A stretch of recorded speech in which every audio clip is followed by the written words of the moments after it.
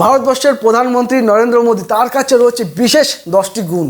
যেই 10টি গুণের কথা আজকে আপনি জানলে পুরোপুরি অবাক হয়ে যাবেন। যেই 10টি গুণের কারণে আজ ভারতবর্ষের মানুষ সহ সারা পৃথিবীর মানুষ আজ নরেন্দ্র মোদীকে সম্মান করে, শ্রদ্ধা করে, তাকে আজ ভালোবাসে।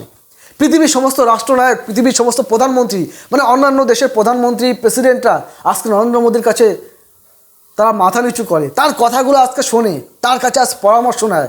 কারণ তিনি একজন পৃথিবীর মধ্যে বিশেষ একজন নেতা হয়ে উঠেছেন। তার কথা সারা পৃথিবীর লোক শুনছেন। তিনি কি বলছেন, তিনি কি বলার চেষ্টা করছেন, তার কথা, তার পরামর্শ সারা পৃথিবীর লোক মানেন। তাই তো বলবো নরেন্দ্র মোদীর 10টি গুণ, যে 10টি গুণের কথা আপনি জানলে সম্পূর্ণ অবাক হয়ে যাবেন। আপনি ভাববেন এই কারণেই হয়তো তিনি শুধু আজ ভারতবর্ষ না, তিনি আজ পৃথিবীর মধ্যে সেরা সেরা প্রধানমন্ত্রী। নরেন্দ্র মোদীর সমালোচকরা এক বাক্যে স্বীকার করেন, তার সঙ্গে লড়াই করার মতন প্রতিদ্বন্দ্বী মুখ এখনও পর্যন্ত দেশে নেই। কেন আর 5জন নেতা থেকে প্রধানমন্ত্রী নরেন্দ্র মোদী সম্পূর্ণ আলাদা? কোন জাদু বলে তার জনপ্রিয়তা এত আকাশ ছোঁয়া? দেখুন, তিনি একবার মাঠে নামলেই কাজ করে কোন ম্যাজিক জানেন? আপনারা দেখছেন সাজবেলা। যদি ভিডিওটা ভালো লাগে অবশ্যই চ্যানেলটিকে সাবস্ক্রাইব করে পাশে থাকবেন। চলুন তাহলে ভিডিওটা শুরু করা যাক। 1 নম্বর যেটা বলবো, তিনি হলেন সাহসী। কয়েক দশক ধরে মোদী যে স্টেপগুলো নিয়েছেন সেগুলোকে বিরোধীদের চোখে মাস্টার স্ট্রোক হিসেবে প্রমাণ করেছে। রাজনৈতিক বিশেষজ্ঞরা বলেন নরেন্দ্র মোদী হলেন একজন পোর খাওয়া রাজনীতিবিদ। তিনি রাজনীতিটা কি করে করতে হবে তিনি সেটা খুব ভালো করে জানেন। কখন, কোথায়, কোন জায়গায় কৌশলী চাল দিতে হবে, কিভাবে কৌশলটাকে কাজে লাগাতে হবে তিনি সেটা খুব ভালো করে জানেন। তার একের পর এক দুর্দান্ত মাস্টার স্ট্রোক যারা বিরোধী সহ দেশকে পুরো অবাক করেছেন। দেখুন, নরেন্দ্র মোদী এমন একজন বুদ্ধিমান মানুষ, তিনি এমন কোনো কাজ করে না যার ফলে তাকে হাসির খোরাক হতে হয়। এমনকি বিরোধীরাও তার বিরুদ্ধে খুব একটা কুৎসা করার সুযোগ পায় না। আপনারা দেখবেন তার দল বিজেপিকে নিয়ে মানুষ অনেক কটাক্ষ সমালোচনা করলেও ব্যক্তিগত নরেন্দ্র মোদীকে নিয়ে কিন্তু মানুষ খুব একটা সমালোচনা করার খুব একটা জায়গা পায় না। কারণ তিনি সবসময় খুব সচেতন একজন মানুষ, তাকে নিয়ে কটাক্ষ করার মতন সুযোগ বিরোধীরা খুব একটা পায় না। বড় সিদ্ধান্ত নেওয়ার ক্ষমতা। রাজনৈতিক মহলের মতে বড় ও কঠিন সিদ্ধান্ত নিতে পিছপা হন না মোদী। যেরকম বলতে গেলে নোটবন্দিকরণ হোক বা রাশিয়া ইউক্রেন যুদ্ধ, ভারতের অবস্থান জানানো হোক কিংবা কোভিড-19-এর জন্য একটি ভ্যাকসিন তৈরির সিদ্ধান্ত, জম্মু কাশ্মীর থেকে 370 ধারা বিলোপ। তাছাড়া নরেন্দ্র মোদী সরকার এমন কিছু কঠিন পদক্ষেপ নিয়েছেন যার ফলে আজকে দেশের মানুষ সহ সারা পৃথিবীর মানুষ যার প্রতি একটা ভরসা রাখতে পারছে। নরেন্দ্র মোদী হলো দূরদর্শী নেতা। কিভাবে জানেন? প্রধানমন্ত্রী নরেন্দ্র মোদী তিনি একজন দূরদর্শী নেতার ইমেজ তার মধ্যে রয়েছে। দল নিয়ে হোক বা দেশের কথাই হোক, দূরদর্শী চিন্তাভাবনার জন্য মোদীর পরিচিত রয়েছে। সম্প্রতি তিনি একটা দাবি করেছিলেন, কি জানেন? তিনি দাবি করেছেন 2047 সালের মধ্যে ভারত একটি উন্নত রাষ্ট্রে পরিণত হবে।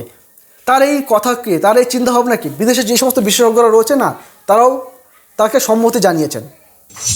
প্রধানমন্ত্রী নরেন্দ্র মোদী 70 পেরিয়েছেন অনেকদিন আগেই। তিনি নিজেকে এমন একজন ব্যক্তি হিসেবে উপস্থাপন করেছেন যিনি আধুনিকতা থেকে একেবারে দূরে সরে যান না, বরং এটাকে আরও বেশি করে ভালোবাসেন। বারবার তার মধ্যে ফুটে উঠেছে প্রযুক্তি প্রেমের কথা। তিনি বারবার দেশকে ডিজিটাল করার জন্য আরও বেশি আগ্রহ দেখিয়েছেন। কিভাবে আধুনিকতাকে তিনি আরও বেশি করে প্রমোট করেছেন দেখুন তাহলে একটাবার। মোদী সরকারের আমলে ডিজিটাল ইন্ডিয়া এবং স্টার্ট আপ ইন্ডিয়ার মতো উদ্যোগ চালু হয়েছে। ডিজিটাল দুনিয়ায় বিপ্লব এসেছে ভারতে। ইউপিআই বিশ্বের নিরাপদ এবং সহজ পেমেন্ট সিস্টেম হয়ে উঠেছে। ক্যাশলেস ইকোনমি থেকে পেপারলেস পার্লামেন্টের মতো ধারণা নিয়ে এসেছে মোদী সরকার। পাশাপাশি দেশের একাধিক ক্ষেত্রে অত্যাধুনিক প্রযুক্তির ব্যবহারকে আপন করে নেওয়ার বার্তা দিয়েছেন মোদী সরকার। বুঝতে পেরেছেন, তিনি দেশের একের পর এক, বিশেষ করে ইউপিআই পেমেন্ট, যেটা ছাড়া আজকের দিনে মানুষ চলতেই পারে না, বিশেষ করে ডিজিটাল পেমেন্ট আজকে ভারতবর্ষে আছে, মানে মানুষের কাছে এত বেশি জনপ্রিয়। মানুষ আজ digital payment, PhonePe, Google pay, Paytm যাই বলুন না কেন, মানুষের কাছে আজকে এত বেশি মানুষ ডিজিটাল হয়েছে। এই নরেন্দ্র মোদী না থাকলে, আজ নরেন্দ্র মোদী প্রধানমন্ত্রী না থাকলে হয়তো এটা সম্ভব হতো বলে আমার মনে হয় না। নরেন্দ্র মোদীর মধ্যে রয়েছে দাগহীন শক্তিশালী ইমেজ। কিভাবে? সবচেয়ে বড় মাপকাঠি যার দ্বারা বেশিরভাগ বিরোধী নেতারা প্রধানমন্ত্রী মোদীর সাথে প্রতিযোগিতায় পিছিয়ে রয়েছেন, তা হলো মোদীর অনবদ্য ভাবমূর্তি। আর এই নরেন্দ্র মোদীর পিছনের দিকের একটা কথা বলি। প্রধানমন্ত্রী হওয়ার আগে নরেন্দ্র মোদী 13 বছর গুজরাটের মুখ্যমন্ত্রী পদে ছিলেন। সেই সময়েও তার পিঠে দুর্নীতির একটি দাগও পড়েনি। আজ আরেকটা কথা ভেবে দেখুন, 10 বছরের বেশি হয়ে গেছে তিনি আজ ভারতবর্ষের প্রধানমন্ত্রী, কিন্তু আজও তার গায়ে কোনো দাগ লাগেনি, যাই দাগের ফলে বিরোধীরা তাকে আক্রমণ করতে পারে, সেরকম কোনো দাগ আজও পর্যন্ত নরেন্দ্র মোদী তার গায়ে লাগাতে দেননি, বা তিনি সেই সুযোগটা আজ পর্যন্ত কোনোদিন বিরোধীরা পায়নি যে নরেন্দ্র মোদীকে তাকে ব্যক্তিগতভাবে বা তার কাজের জন্য তাকে আক্রমণ করবে। সেই সুযোগটা বিরোধীরা কোনোদিন পায়নি, কারণ তিনি কখনোই তার গায়ে দাগ লাগাননি। তার মতন এরকম একজন মানুষ। জনগণের নাড়ি ধরে রাখা। দেখুন, জনগণের পালস তিনি খুব ভালো বোঝেন প্রধানমন্ত্রী নরেন্দ্র মোদী। আমরা আগেই বলেছিলাম তিনি একজন বেশ পোড়খাওয়া রাজনীতিবিদ। মানুষের কখন কি দরকার, মানুষ কখন কি চাইছে, দেশ এখন কোন পথে এগোচ্ছে, কোন পথে যাচ্ছে দেশ, সরকারে কখন কি অবস্থান নিতে হবে, সরকার কিভাবে চলবে, বিদেশ নীতি, কূটনীতি, দেশের মধ্যে বিভিন্ন রকম কার্যকলাপ, সব কিছুতে নরেন্দ্র মোদী না খুব দক্ষ একজন মানুষ। তিনি কখন কি কাজ করতে হবে, তিনি বিরোধীদের কিভাবে থামাতে হবে, দেশকে কিভাবে এগিয়ে নিয়ে যেতে হবে, তিনি খুব ভালো বোঝেন দেশের মানুষ কি চাইছেন। নরেন্দ্র মোদী দেশের সমস্ত জায়গায়, সমস্ত রাজ্যে বারবার ঘুরেছেন, তিনি বিদেশেও গেছেন।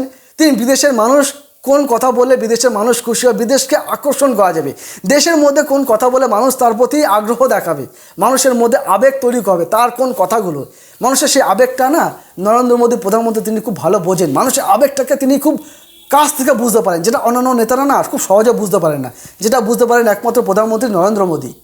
আর এই বিষয়ে ভোট কৌশলী প্রশান্ত কিশোর তিনি একটি টেলিভিশন সাক্ষাৎকারে বলেছেন, কি বলেছেন জানেন? প্রধানমন্ত্রী মোদীর সবচেয়ে বড় শক্তি এই নয় যে তিনি খুব ভালো বক্তা বা তার ভাবমূর্তি দাগহীন, তবে তার সবচেয়ে বড় শক্তি জনগণের মন বোঝা, যেটা বলেছেন প্রশান্ত কিশোর। এবার বলবো নরেন্দ্র মোদীর শক্তিশালী বিদেশ নীতি। মুসলিম দেশগুলোর সঙ্গে মোদীর বিশেষ বন্ধুত্ব সকলের নজর কেড়েছে। কাতারের গুপ্তচর বৃত্তির অভিযোগে 8 জন প্রাক্তন ভারতীয় নৌবাহিনীর অফিসারকে যখন ফাঁসির আদেশ শোনায় সে দেশের আদালত, তখন বিরোধীরা মোদী সরকারকে আক্রমণ করে, তার বিরুদ্ধে সমালোচনা করে। তবে সেই সমালোচনার ঢেউ ডিঙোতে অবশ্য বেশি দিন সময় নেননি নরেন্দ্র মোদী। ভারতের চেষ্টাতেই রদ হয়েছে তাদের ফাঁসি। সম্প্রতি 8 ভারতীয় প্রাক্তন নৌসেনা অফিসারকে মুক্তি দিয়েছে কাতার সরকার। বুঝলেন তাহলে নরেন্দ্র মোদীর শক্তিশালী বিদেশ নীতি, যার জন্য বিদেশেও তার কথার একটা প্রভাব রয়েছে। তিনি যেটা বলেন বিদেশ বা বিদেশের লোকজন বা বিদেশের সরকারগুলোও না তার কথাকে ফেলে দিতে পারে না, কারণ তিনি ভারতবর্ষের প্রধানমন্ত্রী। যেটা আমি আগেই বলেছিলাম, একজন শক্তিশালী প্রধানমন্ত্রী, একজন অন্যরকম অনবদ্য প্রধানমন্ত্রী হলেন নরেন্দ্র মোদী। নরেন্দ্র মোদী একটি বিশেষ ক্ষমতা হলো তিনি দলের সমস্ত নেতাদের না এক সূত্রে বেঁধে রাখেন, কাউকে না ওই খাপছাড়া হতে দেন না। কেউ ছন্নছাড়া হয়ে যাবেন এমনটা কিন্তু কেউ পারে না। দেখুন, শীর্ষ স্তরে যে সমস্ত নেতারা রয়েছেন তাদের মধ্যে যে মাঝে মাঝে একটা মন কষাকষি হয়, একটা গোষ্ঠীদ্বন্দ্ব দেখা যায়, তাদেরকে না সবাইকে এক সূত্রে বেঁধে রেখেছেন। যত যাদের মধ্যে একটা মনোমালিন্য বা গোষ্ঠীদ্বন্দ্ব থাক না কেন, নরেন্দ্র মোদীর কাছে না সেসব পাত্তা পায় না। আপনারা একটা জিনিস মানবেন তো, যে বিজেপি বা মোদী সরকারের মধ্যে আরও তো অনেক যোগ্য নেতারা রয়েছেন, যে শুধুমাত্র নরেন্দ্র মোদী একাই যোগ্য ব্যক্তি তা তো নয়, আরও অনেক যোগ্য নেতারা রয়েছে। কিন্তু এমন কোনো নেতাকে আপনারা দেখেছেন যে নরেন্দ্র মোদীর প্রতি একদম সরাসরি আক্রমণ করছে, যে নরেন্দ্র মোদীর নেতৃত্ব তাদের পছন্দ হচ্ছে না, বা নরেন্দ্র মোদী প্রধানমন্ত্রী হিসেবে ব্যর্থ, বা নরেন্দ্র মোদীকে তাদের ভালো লাগছে না, নরেন্দ্র মোদী মানে প্রধানমন্ত্রী নরেন্দ্র মোদীকে সরিয়ে অন্য একজনকে প্রধানমন্ত্রী করা হোক, এরকম নেতৃত্ব কেউ আছে বিজেপির মধ্যে যারা প্রধানমন্ত্রী মানে নরেন্দ্র মোদীকে যারা প্রধানমন্ত্রী হিসেবে চায় না? এরকম কিন্তু কোনো নেতা আপনারা খুঁজে পাবেন না। বিজেপির মধ্যে কিন্তু অনেক বড় বড় নেতারা রয়েছেন, কিন্তু নরেন্দ্র মোদীকে ছাড়া কিন্তু একটা মানুষও চলতে পারেন না, কারণ তারা সবাই মনে করেন নরেন্দ্র মোদী তাদের অভিভাবক, তিনি একমাত্র যোগ্য ব্যক্তি। রাজনীতি ও শাসনের দীর্ঘ অভিজ্ঞতা। গুজরাটের 13 বছর শাসনের পর নরেন্দ্র মোদীর এই তৃতীয়বারের প্রধানমন্ত্রীর জার্নি। দীর্ঘদিন ধরে শাসন করার অভিজ্ঞতা তাকে যে কোনো বিরোধী নেতা থেকে আলাদা করে রাখে। শাসনে তার অভিজ্ঞতা যেন দিন দিন ক্রমাগত বাড়ছে, কারণ তিনি এর আগে ছিলেন গুজরাটের মুখ্যমন্ত্রী, এখন তিনি দেশের প্রধানমন্ত্রী। তিনি এই মুখ্যমন্ত্রী থেকে প্রধানমন্ত্রী হওয়ার যে দীর্ঘ একটা রাজনৈতিক শপথ, দীর্ঘ একটা যে প্রশাসনিক কাজকর্ম, তাকে আরও অনেক বেশি অভিজ্ঞ করে তুলেছে। এটা মানেন তো আপনারা?